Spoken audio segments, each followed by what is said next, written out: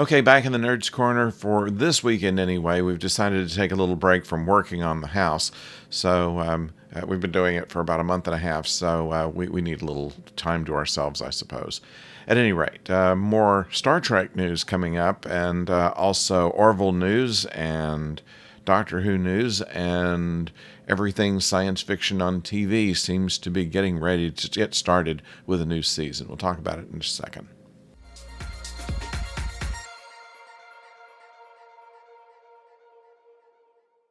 Hello out there, I'm the oldest nerd, and we do have some dates for you to take down. Of course, Lower Decks is going on right now, and as soon as it's done in about 2 weeks, we will start with Star Trek Prodigy, which will be on Paramount Plus as well as later on Nickelodeon.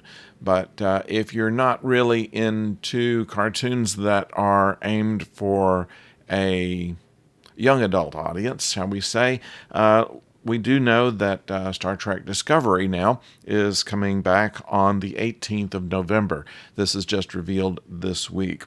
We know that also that Lost in Space is going to start its third and final season beginning in December, and Picard is going to begin its episodes sometime in February, and the Orville is coming back. It was announced this week on March 10th. So a lot of stuff that's going to be going on, a lot of it at the same time. And of course, Doctor Who has said that their last season with Jodie Whittaker and Chris Chibnall is going to start in late 2021. That's all they'll give us right now. I will assume that's December, probably. If it's not a Christmas, it's not going to be a special. They're just going to start the series in probably December, and then there will be a short series and then some specials, and that will end up 2023. Coming in 2024, of course, will be RTD and whoever gets picked to be the next Doctor. There's a lot of speculation going on there, and we'll get into that when we have more information. However, we know that Discovery is going to be dealing with a gravitational anomaly that spreads over dozens of light years, and it affects Federation and non-Federation planets. And it's the job of Discovery, led by Captain Burnham, who by the time this season starts will have been captain for some time. That's pointed out by the fact that uniforms have been changed up once again to be more colorful than we saw them in the last episode of last season.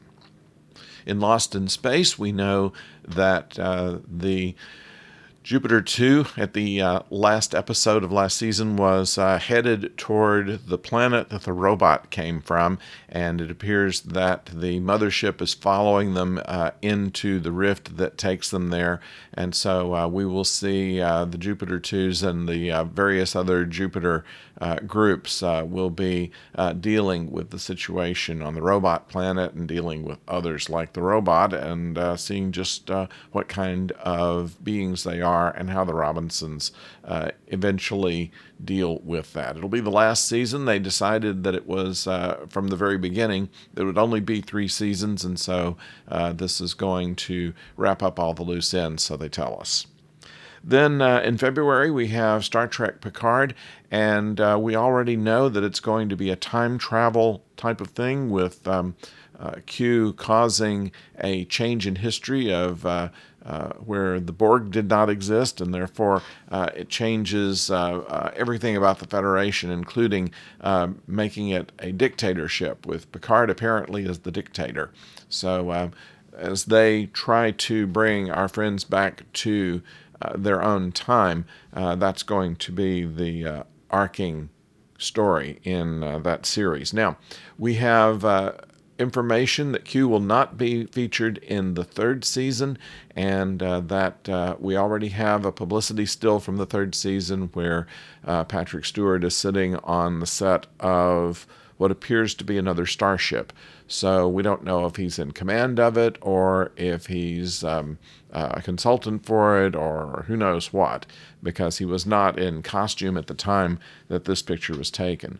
So we don't have much to go on as far as Season 3 is concerned, except that we have a few characters that might not be a part of Season 3.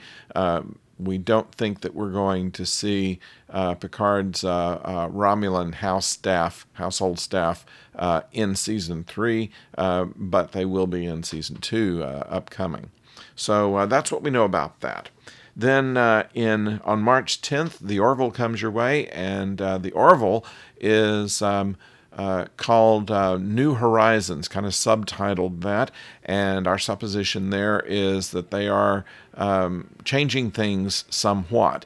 The publicity still that we've seen of the Orville Bridge is one that has much more instrumentation on it. They've gotten rid of the beige and browns that were used mostly on it and have changed that into silvers and blues, and grays. So that's something there. The uniforms look very much the same, and probably they're following up on some of the time anomaly that was mentioned in the last season. It was that happened in the last season. So we're looking forward to where they go with this. The episodes are going to be longer, and that comes on Hulu March 10th.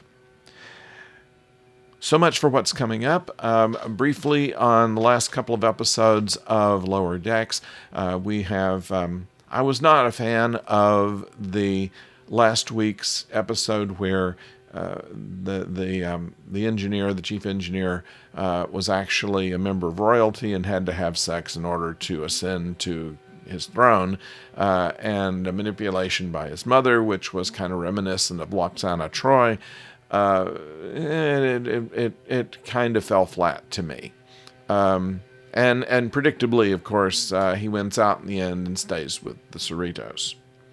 Then in this week's episode, I find that it shows something about Boimler being much more of a swashbuckler than he has been heretofore portrayed, in that he, in a simulation, was able to defeat the Borg on about 16 tries in an effort to increase his score in the simulation games that were placed on all members of the crew. An interesting reversal where the lower deckers are trying to act as if they are part of the bridge crew, and the bridge crew trying to act as if they are the lower deckers. They have much better understanding, or in the case of the bridge crew, a better remembrance of when they were in the lower ranks themselves. So, and a nice ending to that episode as well. So that's what we have this time. We will probably be back at the new place with continuing upgrades on where we're going to be living, and we'll keep you in the loop on that as well. In the meantime, please subscribe to the channel. We have plenty of slots left open. And subscription is a bad word for it.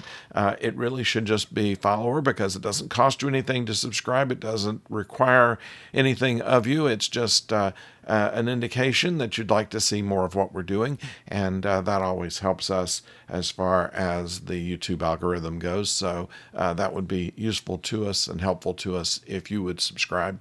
Also, you can click the bell to let yourself know when our next video comes your way. And as these shows start going on all at the same time, we probably will have to do more than one video a week in order to keep up with them. So we want you to make sure that you know when the next one comes out.